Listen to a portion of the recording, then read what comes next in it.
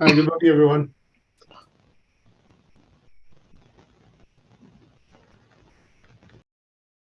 Hi, good morning, everyone. How are you? Everybody's okay? Can you hear me? Good morning. I'm fine. Good stuff, good stuff. So we're going to be looking at starting Learning Outcome 3 today. Just having a quick look in terms of a couple of people have joined. Thank you for coming on time. I'm just going to quickly text the code across to one or two more students so that they are able to join as well. And then we'll be on our way.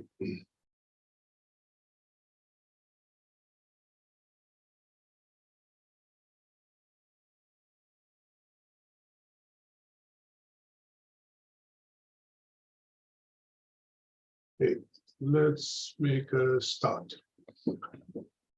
So what we are looking at doing today is obviously going to do a bit of a quick recap so that everybody can be, a bit fresh in terms of what we've discussed earlier.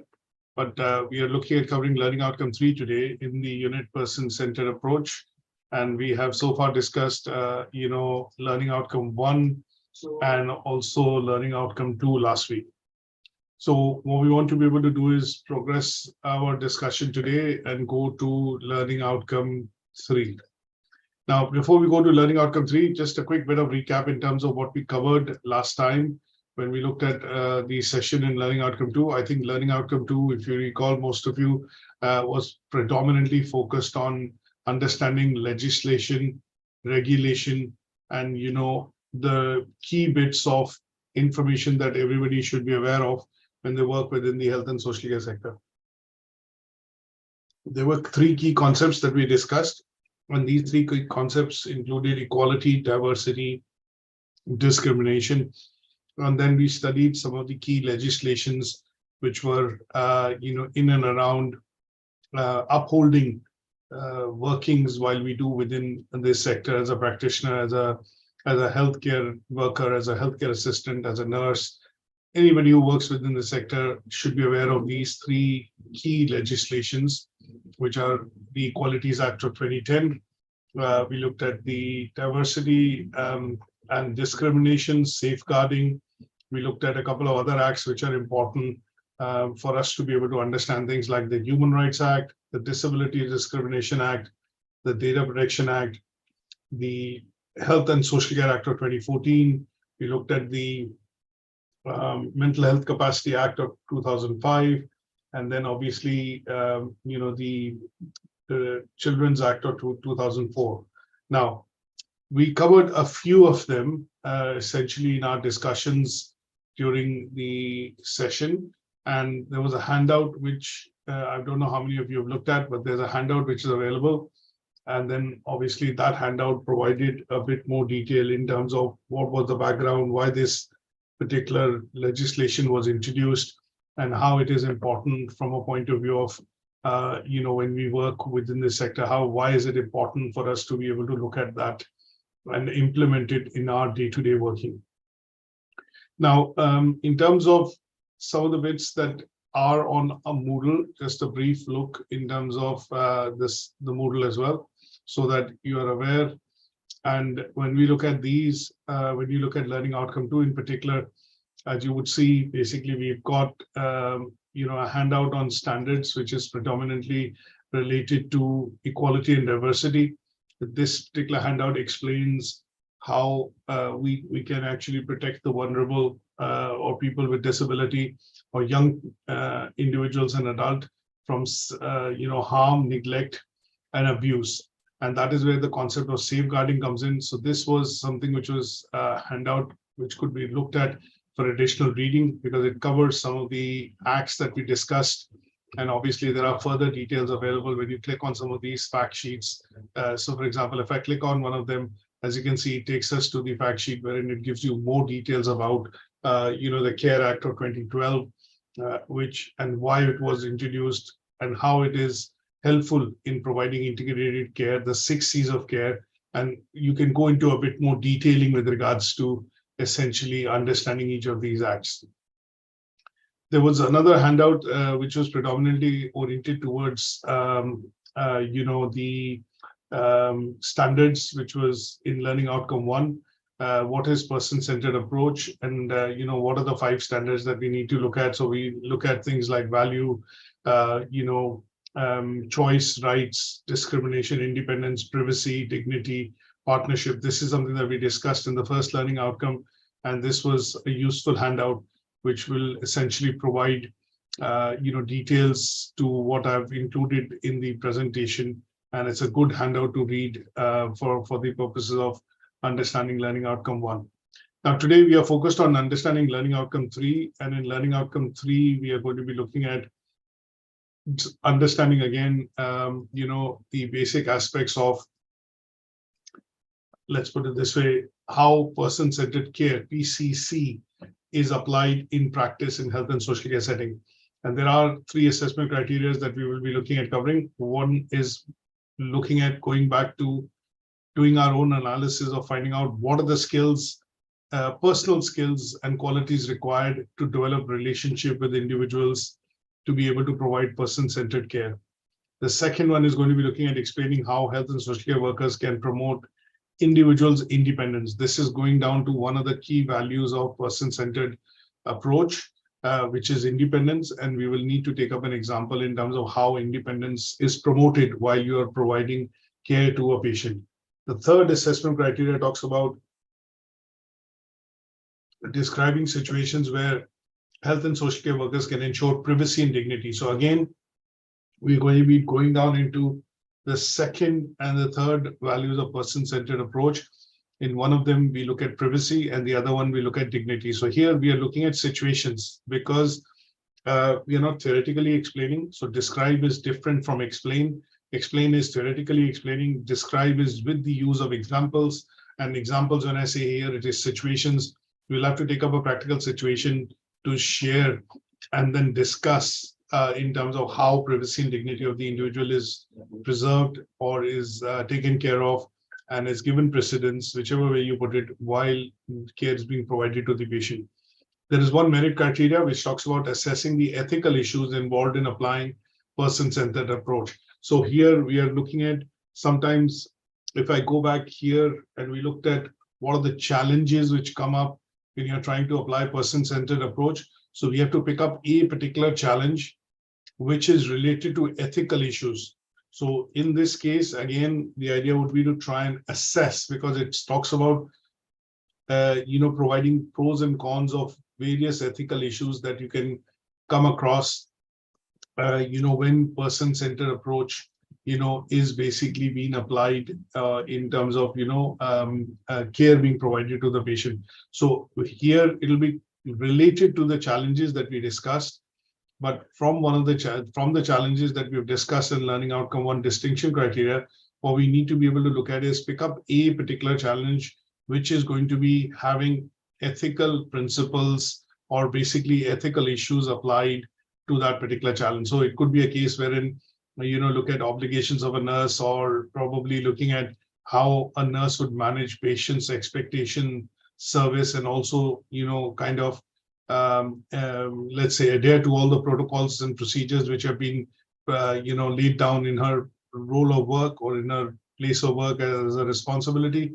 And that is where the person might be faced sometimes with an ethical dilemma or issues that I know that these are the resources, I know these are the things which I can do, but the patient's expectation is somewhere on a different plane. Then how would the nurse essentially look at making sure that the person-centered care is being provided, but at the same time she's also adhering to the protocols, processes and principles which are defined as the way in which these services or care could be provided to the patient. So we look at a particular situation wherein we would pick up what could be the ethical issues, and these ethical issues could be related to cultural traditions, personal preferences, family situations and values, and we are going to be posing a dilemma when we apply person-centered approach in this setting. So these are the 4 assessment criteria we have to cover in today's learning outcome, which is going to be focused on understanding how person-centered care is essentially applied in practice within a health and social care setting. So In order to discuss this learning outcome, we're going to go through some of the presentation slides, and these slides will essentially help us put a bit more detailing onto what is required to be discussed. So let's go ahead and obviously discuss some of these bits, in terms of starting with some key terminology. Now, one of the key things that you will look at in some of the learning outcomes and the assessment criteria is I always pick out the keywords, which are keywords which kind of define what the task or the assessment criteria is asking us to do. Now, one of the keywords that you see is going to be talking about what is called positive relationships. In the first assessment criteria, it talks about what are the positive relationships, which you as a person working within the sector need to be able to develop so that the patients are getting the care that they need, and the care is also being delivered, keeping in mind the preferences, the requirements of a particular individual. So when we talk about relationships, we talk about, positive relationships or healthy relationships. Here we are looking at, bringing into aspect traits like honesty, trust, respect, openness in communication, which would mean that, between you and the patient, there is absolutely no compromise in terms of understanding what their preferences are, and what their needs and requirements are, and how would you go about fulfilling these needs and requirements. But what we have to look at is, when we look at positive relationships, is that there is no imbalance of power between the patient and the practitioner in terms of nurse, healthcare worker. And here, what we expect the patient to also respect is that the patient and the person who's taking care of the patient would respect each other's independence and will allow them to make the decisions without the fear of any retribution, retaliation, or any sort of action. And this is what will constitute what is called positive relationship. So in a nutshell, positive relationship would mean that when you have honesty, trust, respect, and open communications happening between you and the patient, you're going to see that this is going to lead to a development of a healthy, positive relationship, which will allow the patient to get better, get well soon, and the care being provided is going to make and take immediate effect. Now we talk about health environment. Now, this is an environment in which the care is being provided. It could be a hospital, it could be a community center, it could be a pharmacy, it could be a GP surgery or a clinic. And all the people who work within this environment, doctors, nurses, healthcare workers, practitioners, therapists, physiotherapists, anybody related to providing care to the patient, either for diagnostic or preventive or remedial and therapeutic services, would all be covered in that particular setting. So when we look at a hospital, that is a setting or a health environment. So you go to the hospital to get either diagnostic care, either preventive care, remedial care, which would mean that you have had an operation or something, or you look at therapeutic care. So when we talk about these aspects of care being provided, what we are looking at is that at some stage, when we talk to, or when we look at you undergoing some sort of, let's say, you would require continuous care, which is in the case of therapeutic care. That means you're going in to get a treatment for a disease or a condition, and you're going to be there for a time. Then in this case, the health environment contributes to helping in developing a positive relationship with the patient. And that is why when we talk about therapeutic care, we also look at, therapeutic relationships, which can, basically develop between the patient and the carer. And in this case, or maybe a number of carers, because this would allow the healthcare professional and the patient to essentially understand each other, engage with each other. And obviously, the idea would be here to make sure that the patient is getting the right amount of care to be able to get better or get well soon. When we talk about social environment, we are looking at, basically talking about people who work and organizations who work within this sector to be able to provide care. And that care could be provided to children, adults, young children, or people with disability. And this would mean that when we look at, providing any sort of care, essentially, with regards to any particular healthcare setting, then what we are basically talking about is a social care environment, which means that all forms of personal care and practical assistance would be provided within a particular setup. So If we talk about health environment, we might also in isolation talk about a surgery or a pharmacy or a community center. But when we look at a social care environment, wherein you take up an example of a hospital, wherein it has also facilities to be able to help you recover. Say, for example, a patient has undergone a cardiac surgery or has had a serious accident, and after that, the hospital does the treatment in terms of a surgery. But after the surgery, the aftercare of helping the patient to get better on his seat, move away from, dependency of the wheelchair, and then finally start to walk, would be the social care environment which would be present within a hospital. That means after the surgery and other, operative procedures are done, the patient will have the facility to be able to get better, get back to the normal routine, and that would be something which is within the hospital environment. So sometimes you'll see hospitals just have, the basic processes wherein the patient goes in, you get a surgery or preventive, you get the surgery done, and after that you are in the ICU and the general ward and you get released. But some part of the aftercare tends to happen at home when social care workers visit you at home, or you have nurse visits which come to your home. But sometimes what you will see is if complications occur and if the patients have to remain for a longer period of time within the hospital, and if there are social setups available, which will allow the patient to stay within the hospital and also then make use of other services which will allow the patient to recover better, that would constitute what is called a social care environment. An example of this, I would say, is sometimes you look at maternity units within hospitals. So after the delivery, the baby and the mother normally gets discharged in 2 or 3 days after observation and everything is fine. If there are complications, then sometimes you would see the baby and the mother would be retained into the, will ask to stay for a longer duration within the hospital, and the hospital would then have appropriate wards and, facilities to be able to ensure that the patient is able to recover and fully recover, without any, let's say, constraints. And in those cases, there are additional rooms, equipment, facilities, incubators, and other bits and pieces in terms of equipment, which are all available. And the patient might remain in the hospital for a couple of weeks or even a couple of days, even a couple of weeks after days, to be able to fully recover. So in the case of C-sections, if I look at cardiac surgery, another example, people normally have rehabilitation also happening within the hospital. So for example, they come out of the ICU, go into a general ward for a couple of days, then obviously physiotherapists, occupational therapists work with the patients to help them start walking slowly and gradually, get the diet. You have lots of people working with that patient to be able to get them back onto their feet. So you have nutritionists, you have dietitians, you have physiotherapists, you have a team of nurses, you have a team of doctors, which are going to ensure that if somebody's had an open heart surgery, they're able to get better, get well soon. And obviously all those facilities which are present within a hospital, when the patient can get not just care, but social care. That means care which then can be delivered with family members being able to visit, and, larger part of the fraternity being able to come in and help in the recovery of the patient, would then be termed as what is called social environment. Is that okay? Is this bit quite clear? This is quite important, for this particular learning outcome.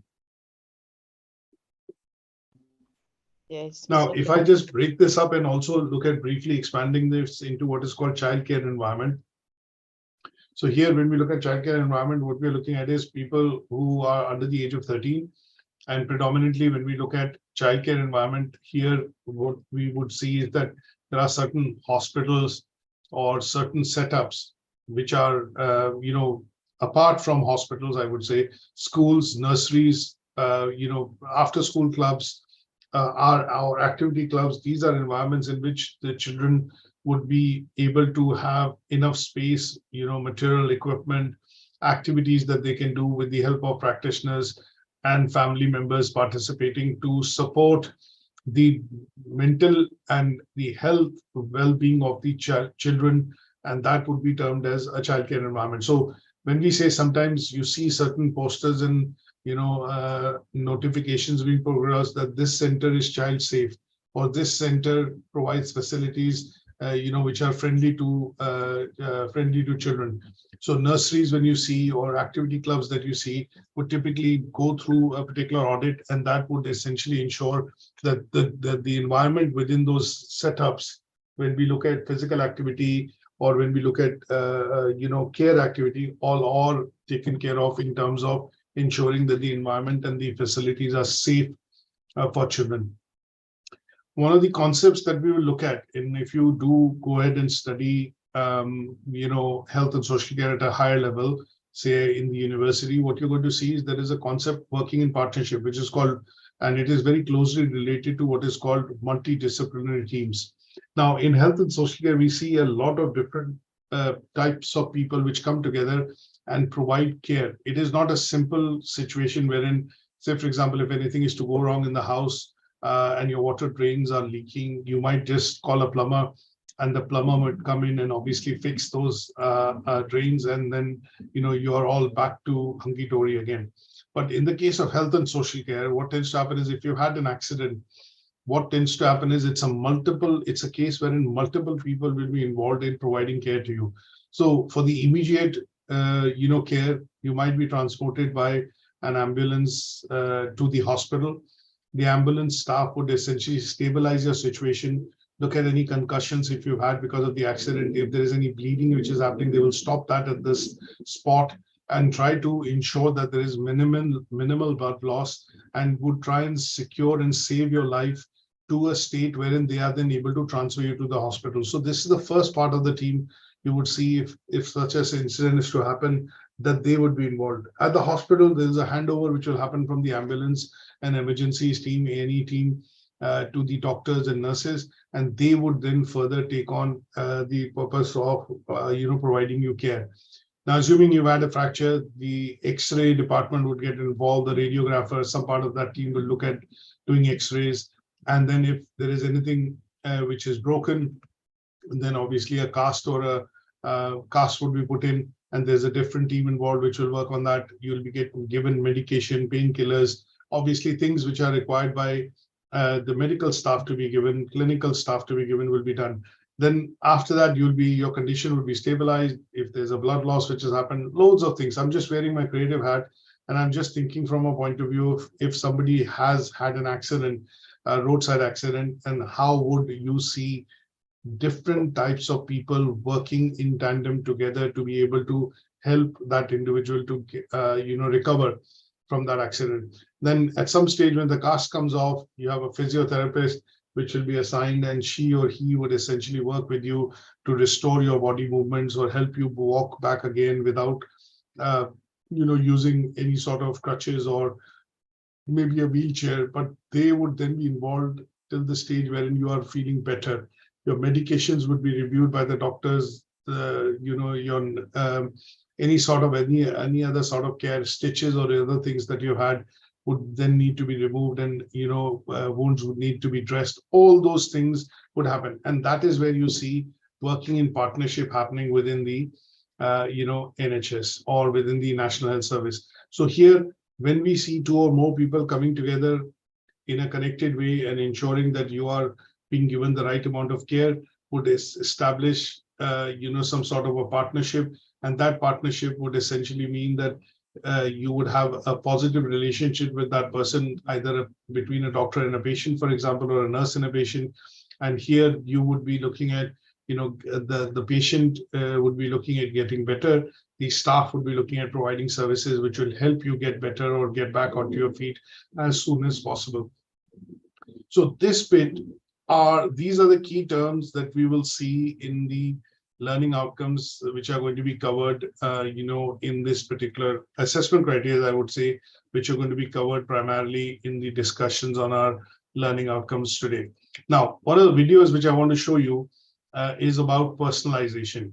And the reason I want to show you this video is that when we talk about positive relationships being built, we also need to understand what is the role of personalization in that context. So let's listen into a short video which will give us a bit more, let's say, understanding of this learning outcome in terms of how person-centered care can be applied when we are looking at providing it to the patients who are in the hospital or in a particular setup to receive care.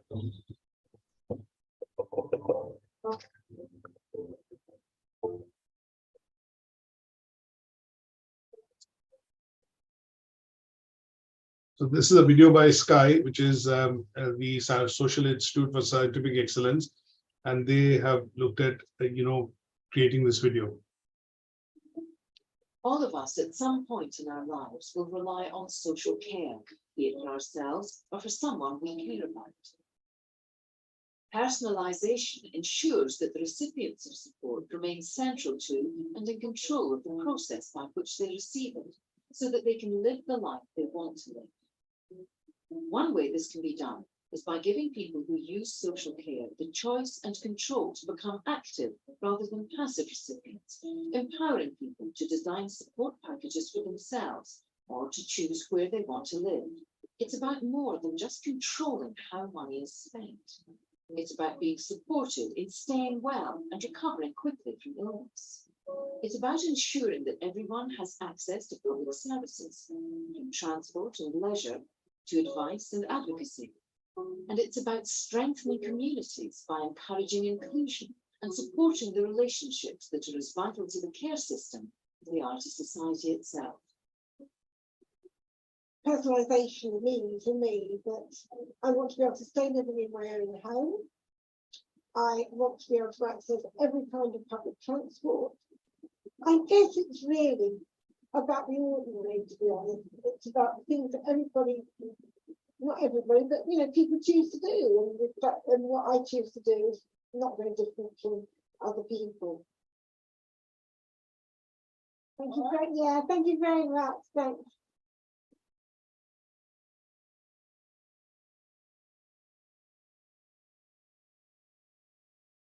If I had to sum up what personal budget's done for us, it's united us. It kept us together as family. We were at the point of kind of going into residential care, not because we wanted it to happen, but because it was the only way we were going to be able to function as family. Being able to allow Hannah to develop as a person, go out on her own and have her own life, it's given me my life back. Personalisation is about something that when you're well, you don't need to worry about. You're able to dictate that that's the way people treat you when you go into a shop, when you go into a bar, when you meet your friends, when you're having a meal with your family. At the heart of personalisation is a recognition of the skill and creativity of social care practitioners. With systems designed to make the most of their people skills, they can get back to the reasons they wanted to do the job in the first place, not to fix people's problems, but to empower and enable people to fix them for themselves. Achieving this is no small task. It requires a change of culture, a shift of mindset, a different way of looking at the system. It means empowering social care staff so that they in turn can empower social care users. If we succeed, then everyone will benefit by being part of stronger communities and a more inclusive society. Personalisation to me is about enabling me to do the things that I took for granted for so long. It's only recognising something essential in human life, which is that everyone is an individual, like it or lump it.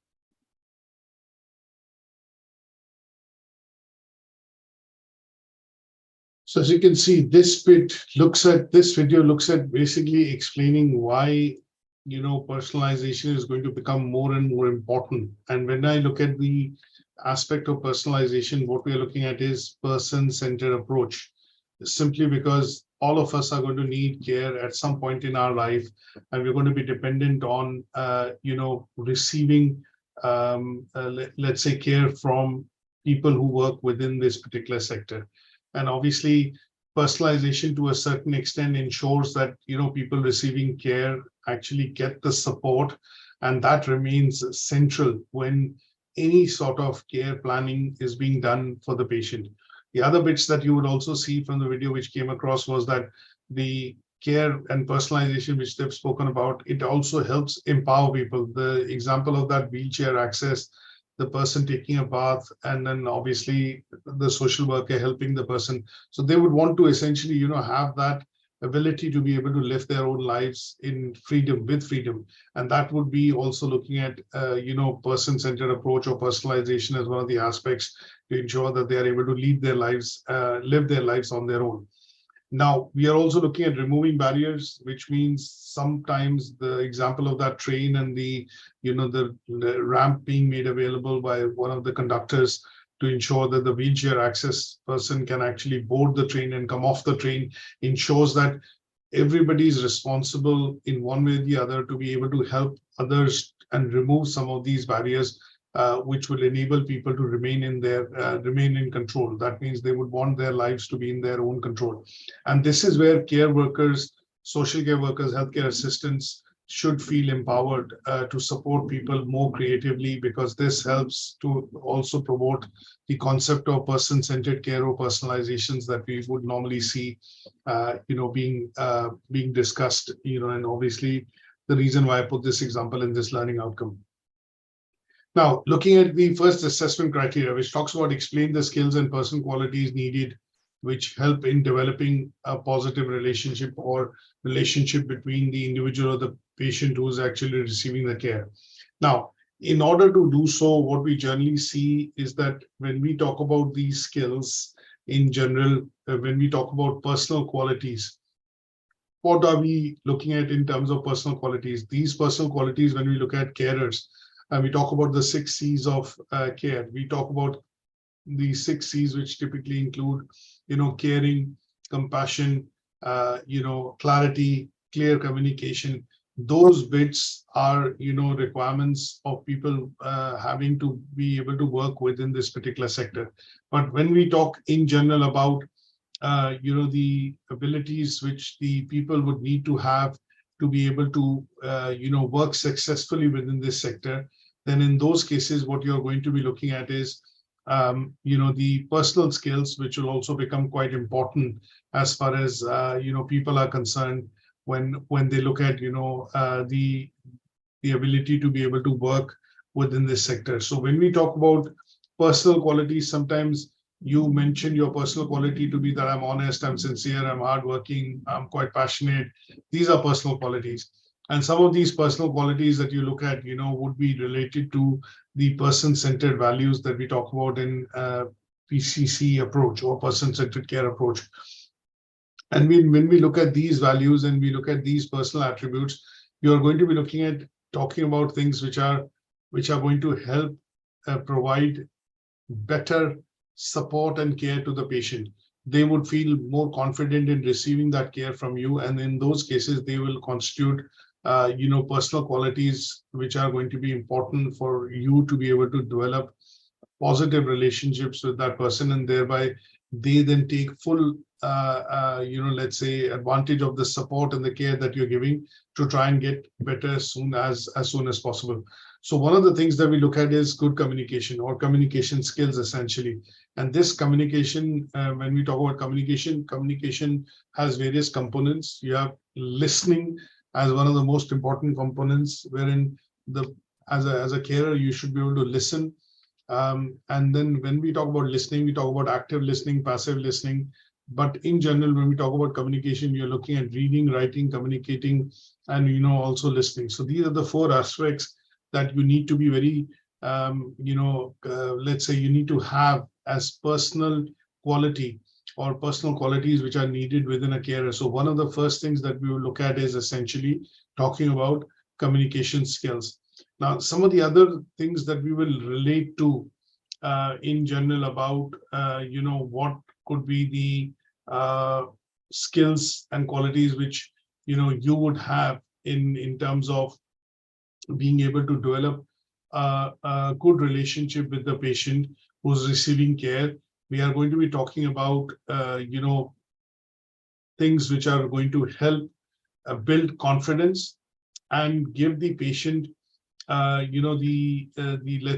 put it this way, give the patient this, let's say, confidence that they can depend on you and they can essentially, discuss things with you, which will allow them to, share things, and those bits which they share they know that this is going to have a, the person who's providing this care would then be looking at, using them to be able to ensure that their required things are made available, things related to their values, beliefs, preferences, and those are going to be, taken care of. So when we talk about personal attributes, we are looking at, talking about personal attributes which are related to communication. We are related to the attributes related to being approachable, you being reliable, you are going to be empathetic, and you're respectable and supportive of the condition of the patient. And these personal attributes that we talk about are going to be important, which will help you in developing relationship with the patient. So when we talk about these 5 or 6 values, things like communication, caring, you being approachable, you being reliable, you are also being respectful, you are supportive, and you're also empathetic towards the condition of the patient. These attributes, personal attributes or skills, in correlation with the 6 C's of care, which include care, compassion, competence, communication, courage, and commitment, would allow you to build a positive relationship with your patient in any sort of health and social care setting. Now, when I mentioned to the context of communication in this context also has 2 important components. You are listening actively to the patient and you're listening passively to the patient. Active listening means you're having a conversation with the patient and you're responding to the patient in a way wherein you're able to understand what the patient is saying, and then you are, let's say, you are attentive and you are involved in that discussion or that conversation with the patient, and that would constitute active listening. The opposite of active listening would be passive listening. That means you're not engaged in the conversation. Maybe you're just nodding your head, or you're yawning, or maybe your mind is elsewhere, and you are just, showing your physical presence to be there, but you're actually not active in the discussion or the communication which is happening with the patient. So sometimes when you deal with situations wherein you have to show empathy and you have to be sympathetic towards the patient's situation, that would require active listening, and you would need to actively respond to what the patient is reacting to or what the patient is, discussing. Now, when we look at communication, there are loads of attributes in communication that come in. One of the things that I would ask you to look at would be and understand would be tone of voice.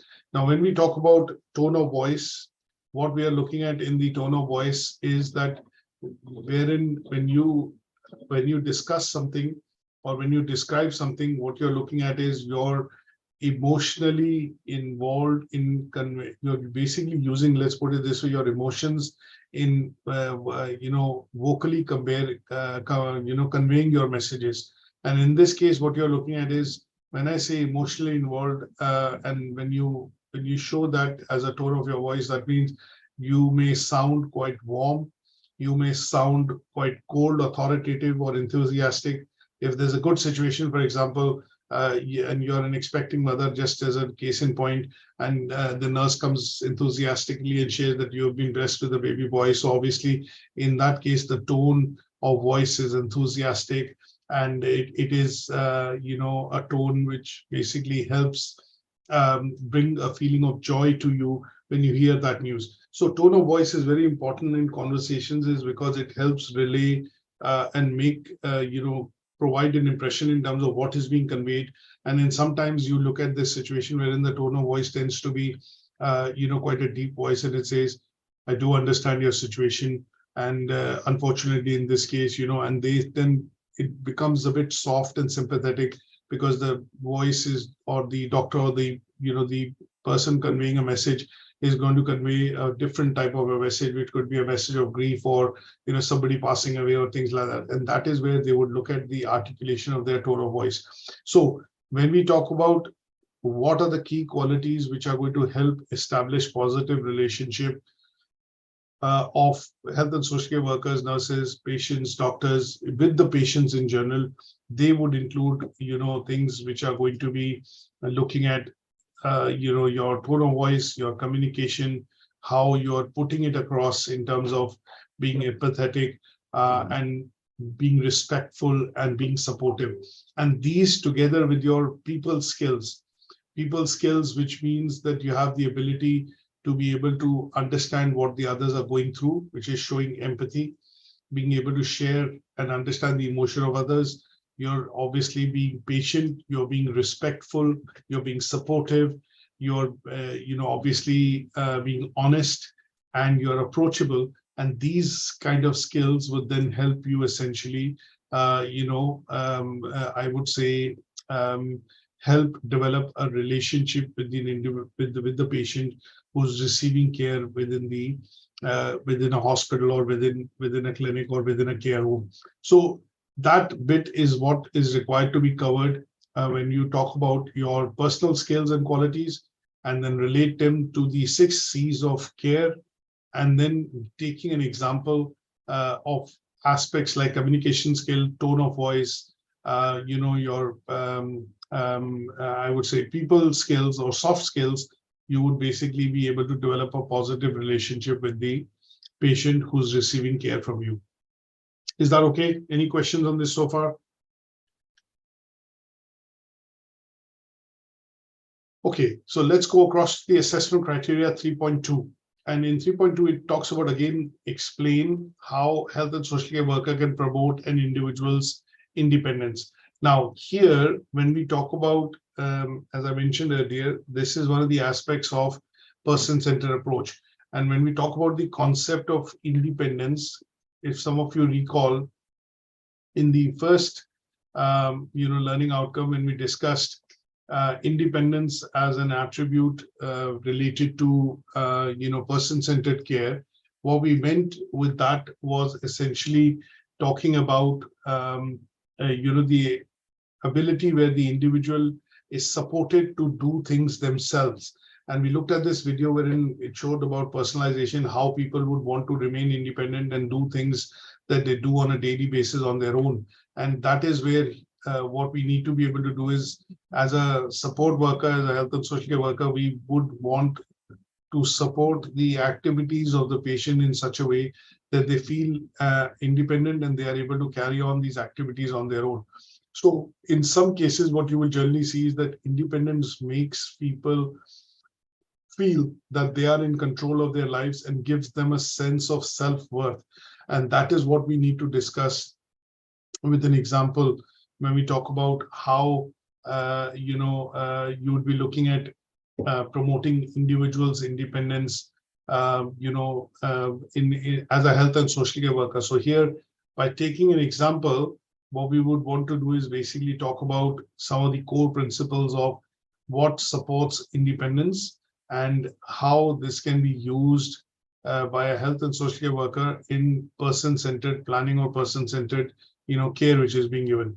So if we talk about the person taking active participation, and we do see the patient is actively interested in participating in some of the activities that they do on their own on a daily basis, what we are looking at doing is supporting those activities so that the person gets the independence or basically remains independent and takes pride in doing these things on their own. Now, I'm also going to, show you how this works and what is the role of the worker when we talk about, promoting independence in this particular video. Now, this video will clearly explain visually, because of the fact that sometimes some of the things it's easier to see a video and then decipher what the task is asking us to do. So let's listen in and see this video for a short video for a couple of seconds.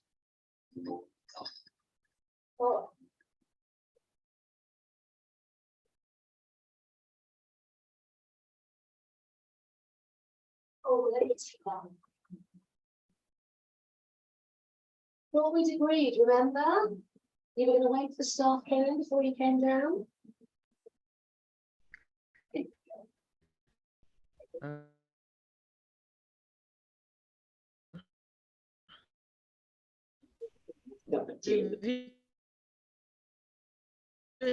It's not showing, sorry.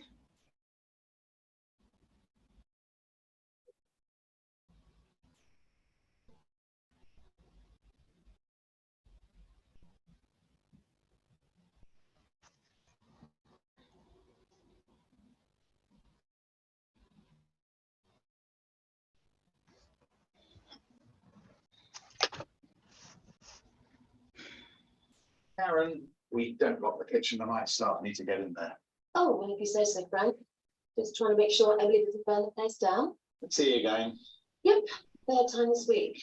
The staff are busy trying to get everyone up, and she's, well, oh, we should have seen the place this morning. And we all know electricity and water, don't we? You can't just lock her out. Yeah, but surely we're here to make sure everyone's safe. You're running a prison here, Karen, you're running a home. And when you're at home, you should at least be able to make yourself a cup of tea. Yeah, but not if. I'll have a word. See if I can sort it out. Well, good luck with that.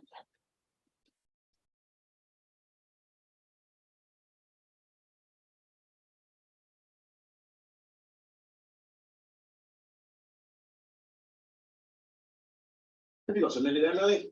I suppose so. Anything interesting? Not the brightest in the village. I'm sorry, Emily, I've never been much good at crosswords. I might be getting a bit forgetful of my old age, but the old brain can still work out a clue or two. But you didn't come here to talk about crossword patterns, did you? No. It's this tea situation. I like a nice cup of tea in the morning. I'm sure you do, Emily. But usually the residents wait until the kitchen staff come in and then. I've always made me own. Okay.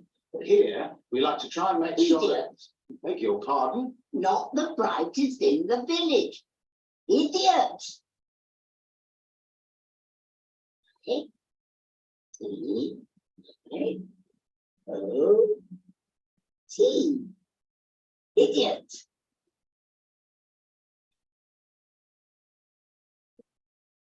Unusually remote celestial body. Oh, I'll see you later, Emily. Meteor. I agree. This is absolutely a case of health and safety.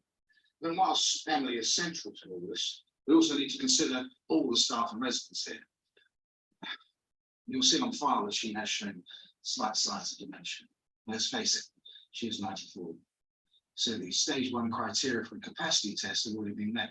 In which case we move on to stage 2, and given Karen's observations, I really don't think Emily could get. I know it's me that started this whole thing off, but I was wondering whether there might be a way. By the way, capacity assessment is standard procedure, Karen. Stage and observation signal. We have to conclude that we can't allow her to keep making secrets. Well, I think there is another way. I rang Emily's niece this afternoon. Right. Consulting family is standard procedure too, isn't it, Frank? Okay. Her niece told me that this tea thing has become a bit of a ritual. Apparently it all started when her husband Charlie was alive. She'd get up every morning, make a cup of tea, then take it to bed. Then they would sit and talk about everything over the cup of tea. Then when Charlie died, she just carried on. Well, it seems to me that for Emily, the cup of tea isn't just a cup of tea, it's holding on to a memory of what her life once was. But I'm sorry, Frank, I'm not trying to stop you toes. I know. It's easy to lose perspective sometimes, even over a cup of tea. What do you think, George? Well, as far as I'm concerned, if you can work out a best interest scenario which will keep everybody happy, you avoid assets for the private things, then I'll support you.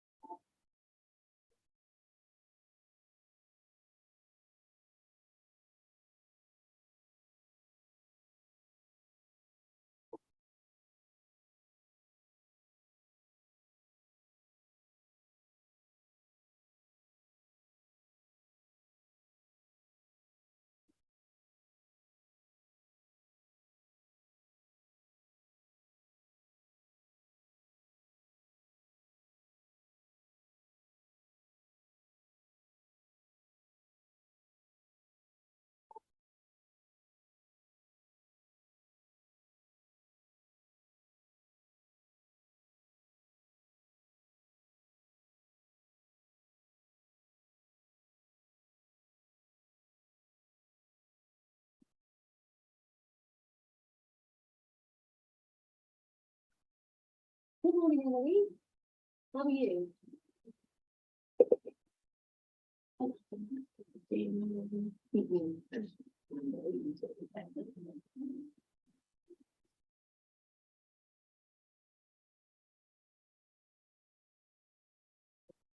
So as you can see in this particular video, basically it highlights very clearly what we want to actually cover in this assessment criteria, which is helping to promote independence, amongst individuals, which is one of the key roles that the health and social workers can actually play when you're providing care to the patient.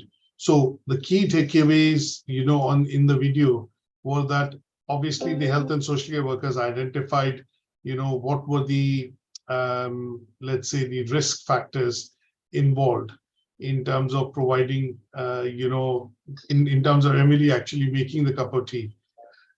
And then once this was identified, rather than, come heavy-handed in terms of how they would restrict her from making the cup of tea and somebody else would do it, what the health and social care worker did was they did a consultation, and that consultation essentially looked at discussing the risks which are involved in Emily making the cup of tea, but obviously also getting into the background of understanding why this is more or less like a ritual that she wants to make a cup of tea, and it is a way of her to kind of hold on to the memory that she has of her husband, Charlie.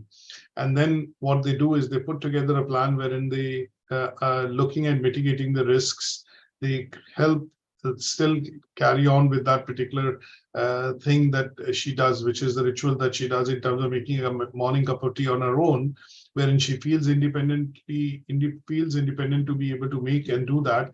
What they do is they basically provide the cup of tea and the basic bits away from the hob, and that allows the individual to carry on, and also shows how the health and social care workers can take into account the needs and preferences of the individual with specific behaviors to help protect them, and also at the same time make them feel independent to be able to do those tasks and activities.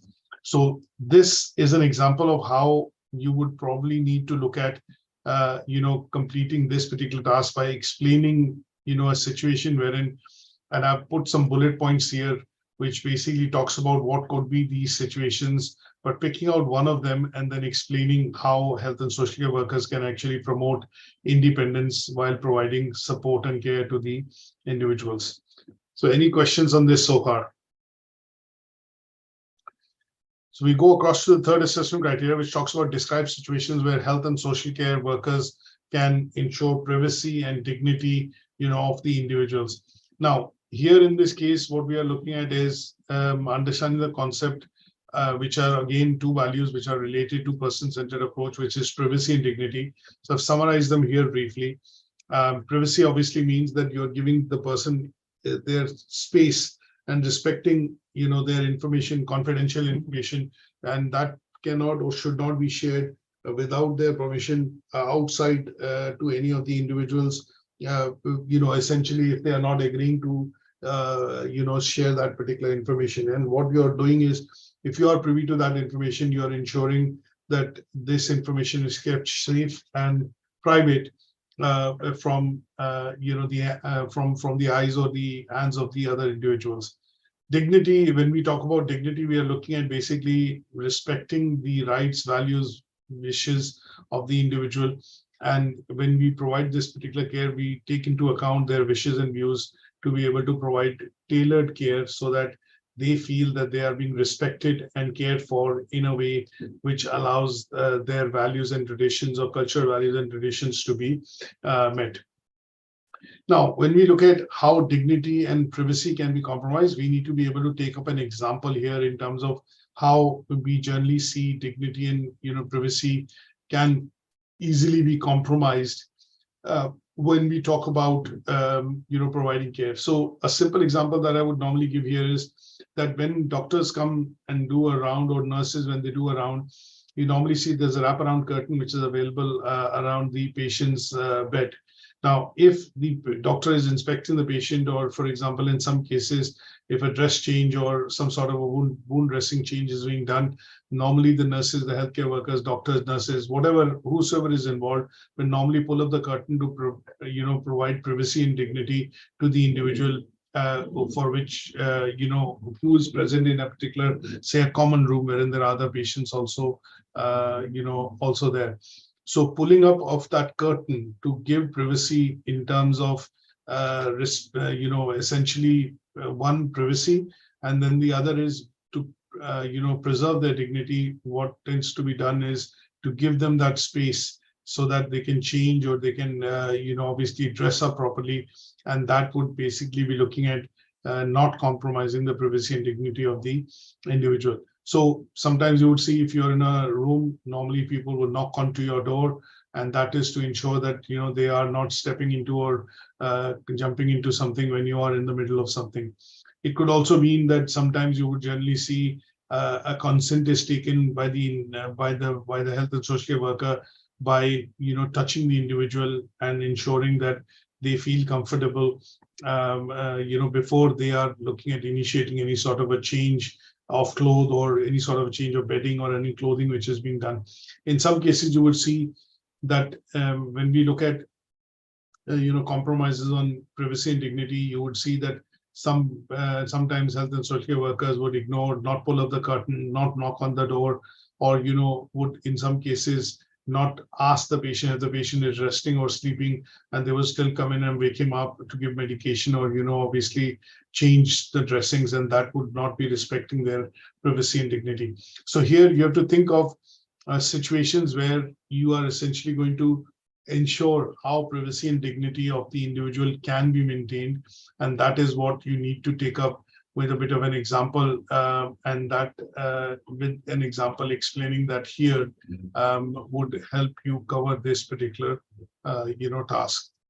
We're coming to the last assessment criteria, which is merit, and it talks about assessing the ethical issues which are involved in providing when person-centered approach is being put into practice to provide care to patients. Now, when we talk about these in general, we look at certain aspects of how, say, for example, let's say ethical issues crop into when person-centered approach is generally being, used to provide, let's say, care to the individual. So here, when we talk about ethical issues, you are looking at situations wherein the person will face a dilemma in terms of whether this is a right action to take or whether this is not the right action to take. So in some cases, when we talk about ethical issues in terms of working, what you're looking at doing is talking about issues or questions or queries or question marks that you would face when you would not know essentially if this is right. You will not be able to clearly differentiate right from wrong, or you'll essentially feel that there are bits and pieces that I don't understand, and if I continue with this, then this would maybe look at constituting abuse, neglect, or say, for example, harm to the patient. And in those cases, these issues crop in, and these issues would then be termed as what are called ethical issues. So some of the common ethical issues that we come across typically tend to be patients' privacy and confidentiality, looking at transmission of diseases, looking at how to build relationships. Within those relationships, how much is to go too far by taking into account values, beliefs, traditions of the patient, and then ensuring that the care is provided meeting those values, traditions, and beliefs, and where you need to stop because it is not then acting, it is going beyond the boundaries of care which are prescribed in the protocols or in the processes by the organization or the setup. And that is where you would need to look at some of these issues. Some of the other issues tend to be, ethical issues tend to crop in when we talk about end of life issues. So if patients, for example, feel morally very demotivated and they want to, take their own life and things like that, and in those cases, the role of the practitioner, nurse, health and social care worker needs to be very, very carefully, looked at, because in some cases you will just pick up the telltale signs and inform your manager, and the authorities would then take relevant actions. In some cases, you have to retain that confidence to be able to then pass on that information to your manager, so that in the meanwhile, when authorities are taking action, or if there's a delay in taking that action, then the patient is not able to harm him or herself. And in those cases, you have a very careful balancing act to do when you see these kind of situations. So when we talk about ethical issues, there are 3 theoretical theories that we need to be aware of, or concepts which have evolved over the years. And these 3 theories talk about consequentialism, they talk about deontology, principalism, and virtual issues, virtual ethics. Now, these 4 theories that we look at have over the years and centuries come across, wherein they have now been widely accepted. And in some cases, some of these key theories, help in taking the right ethical decisions, or in situations wherein you face ethical dilemma. These theories allow you to take the correct decisions without putting the patient and patient's wishes, or family members or condition of the patient into any sort of harm's way. Let's briefly look at some of these theories. So one of the first theories is called consequentialism. Though this is, as the word expresses, consequentialism basically is a word which originates from consequences. And this theory says whether something is good or bad depends on its outcome. So a simple effect of what Jeremy Bentham and Stuart Mill came across was that they proposed a theory wherein they said there are 2 aspects of this theory. One, there is a good aspect and a bad aspect, and it depends on what outcome these aspects actually produce. So the action that brings about more benefits than harm is good. An action which causes more harm than benefit is not good. And this version of theory later on, when it was described by them, basically came to be known as what is called consequentialism. And this theory talks about the normative ethics that state that the moral values of action or decision should be judged based on its consequence.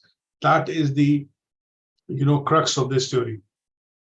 So when we talk about harsh punishments, when we talk about taking harsh steps or actions, essentially in some cases it is predicted that some of these actions might not produce the desired outcomes. And if the outcomes have to be looked at, they have to be looked at on the aspect of whether they bring more benefit or harm to the patient. So here, one of the aspects of this theory being applied within the National Health Service tends to be that when we look at doing expensive surgical treatments, and we also know that some of these treatments, when it is done on patients, have low survival rates. We do not judge them on the basis of that. We still provide them full care and go through this full aspect of undergoing that surgery, is because there is no way that anybody can predict whether this is going to be good or bad, or is it going to turn out, let's say, whether the situation will turn out pear-shaped or not. So in those cases, we still go ahead and perform these procedures in the hope that it will help save patient life. And in those cases, we see these, decisions being taken on the basis that decision should be judged on the basis of its consequence. And the idea here is to ensure that they bring the outcome of that decision tends to be good or more benefit than harm. The second theory that we look at in terms of talking about is basically talking about deontology. So when we talk about deontology, this is an ethical theory which basically basically initially proposed by Immanuel Kant and W.D. Ross. And this theory basically sticks to the fact that it is easy. According to it, it basically makes it easy that if rules are used to distinguish right from wrong, then in those cases, what we need to do is basically make sure that the implementation of these rules is done to the T. That means we ensure that the rules are implemented and everybody abides by the rules, processes, and practices, and that would ensure that the outcomes tend to be always good. So this is a theory which was predominantly more related to some sort of a moral philosophy. In this case, the theory, when we look at the benefits of this theory within or within, say, for example, the NHS, we look at sometimes you talk about, this is my duty or this is my duty. It's my duty to take care of the patient. Now, where does your duty start and where does it stop? So if you're going to do things which are bound by that, they are a part of your job description and you're bound to carry out those job descriptions, that would be termed as your duty of care. And this theory does not take into account various factors that lack when you are trying to perform your duty, but in some cases resources are not available, or resources are not available which make it impossible for you to perform your duty or duty of care. So in some cases, when we talk about deontology, what we are looking at is that this theory would suggest that an individual should act on the basis of what they believe to be morally right, regardless of the consequence. So in a nutshell, sometimes it's about doing your duty and not worrying about what the outcome of that duty would be. So here the theory would prescribe that the individual should act on the basis of what they believe is to be morally right, regardless of what the consequences. So this theory differs from consequentialism because it talks about good effect and bad effect. But in the case of deontology, it talks about, you need to be able to do things without having to worry about the consequences, of doing your duty. Then we come across to what is called principalism. Now, when we talk about principalism is primarily, as the writers Tom Beauchamp and James Childress have put across, what they talk about in this particular theory is that this approach is a biomedical ethics approach, and it uses a framework of ethical principles that are both basic and global in application, which means they talk about these principles of autonomy, beneficence, non-maleficence, and justice. Now, these four principles, which are related to the theory of principalism, typically, have to work together. That means when you look at applying this particular theory of ethics, what you're trying to do is you're trying to best balance all these four elements to look at a favorable outcome for the patient. Now, in this case, autonomy would say you are going to respect the person or the people in general, and you're going to regard them as, being able to make their own choice by providing them full information. Beneficence tends to be the obligations that you contribute towards a person's welfare. So here, any sort of intervention or provision that you need to carry out, which will benefit the patient directly, would need to be done. And the focus would be on doing things which are going to help provide these benefits to the patient. That means positives would outweigh the negatives, and it's not merely about, doing it because you're trying to avoid harm to the patient. Non-maleficence would essentially mean that obligations to a certain extent that you carry out from your duty should not harm other persons.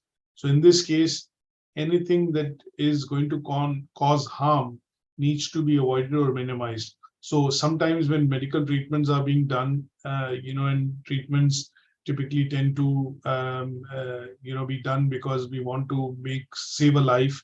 But in this case, it would kind of also interpret as saying that if we have to carry out certain types of procedures, then we need to ensure that harm is either avoided or minimized when it is being done for the betterment of the patient. And justice will basically mean that, for the healthcare system, any sort of, distribution or any sort of, let's say,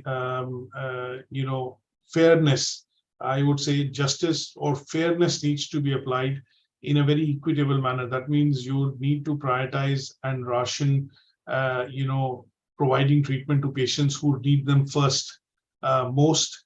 And there is no way that we are able to allocate unjustifiable or unlimited resources. So in this case, most systems and resources should seek prioritization, which would mean that people who are, critically unwell or need the treatment first should be prioritized to be able to get treatment beforehand, and over the people who do not or can survive or can take the treatment a bit later. So here in this case, justice would mean essentially applying the fairness principle to ensure that distribution of health and care is being done in a very equitable manner, because resources are finite and sometimes rationing has to be done to take into account that people who require medication or attention first are given that particular priority to be able to save their lives. The last part of the theory essentially talks about what is called virtual ethics. Virtual ethics is a very broad-based term because here it emphasizes that the role of character and the virtue and moral philosophy, in doing one's duty or acting is basically trying to bring out the good consequences. So here, what you are going to basically do when you are facing a moral dilemma, here this particular theory of moral philosophy would emphasize that individuals' character and personality traits should be looked at instead of their actions. That means you would take into account individuals' character traits like honesty, courage, rather than taking into account their actions, which could come out of honesty, courage, and wisdoms that is applied. So here, the idea is to focus on what is called the good consequences rather than the bad results or bad consequences when this particular theory is applied. So this is again a traditional philosophical approach which sees the origins of it in the work done by Plato and Aristotle, and it focuses on the good aspects or good virtues or good actions of the individual rather than their bad actions. So when we need to look at talking about how ethical issues can be applied to person-centered approach, these bits would essentially be related to some of the challenges that we face when we talk about autonomous thinking, privacy, any sort of decision making or decision basis, the information which needs to be taken, which is provided to the patient, because what we need to be able to ensure is that the well-being of the patient comes first. And in certain aspects wherein we are faced with this, moral ethical dilemmas, that what should we do? Should we look at respecting the privacy, dignity, independence, respect of the patient, or should we take this action because this is going to long-term benefit the health of the patient? Then in those cases, these theories help you to understand that the consequences are what we focus on. As long as these consequences are going to be good, they're going to help the patient get better, and they're going to be useful for the patient to be able to, recover quicker from the illness, then these are the actions that we will take, considering the ethical issues which can be faced in order to promote and uphold the person-centered values, the 7 person-centered values that we talk about. So using an example here, you would be able to, assessment means that we have to give positive and negative. So the positives would come across from the approaches, which are the 4 theories, and the negatives or the against points, arguments will come across by looking at using the person-centered values and saying that while we still face some of these ethical issues, but sometimes it is important to look at these ethical issues in the context of how they are going to benefit the patient better in terms of helping the patient to recover, rather than some of the negative consequences which could come out by negating or not taking into account the privacy, dignity, respect, value, independence of the patient while providing some of these treatments, providing some of the treatment or care to the patient when they are in need or when they are admitted in the hospital or any sort of a care setup. Is that okay? Any questions on today's discussion so far?